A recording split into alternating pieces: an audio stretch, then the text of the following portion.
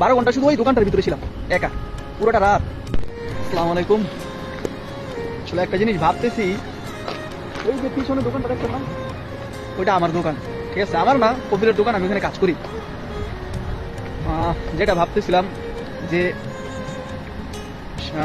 গতকাল বিকাল 3টা বাজে আসছে, ঠিক আছে, ডিউটিতে।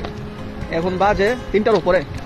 12 ঘন্টা শুধু ওই দোকানটার ভিতরে ছিলাম একা, পুরোটা রাত, দিনে না, ঠিক আছে, পুরোটা রাত দোকানের ভিতরে একা ছিলাম।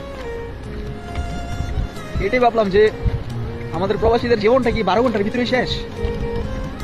বাইরে কোনো আনন্দ নাই, কিছু নাই, কারো দেখা সাক্ষাৎ নাই, কিছু নাই। এই 6 বছরের উপর হয়েছে বিদেশ আসছে, 12 ঘন্টা ডিউটি, একই বেতন, একই ডিউটি, একই কাজ, একই রাস্তা, একই বাসা।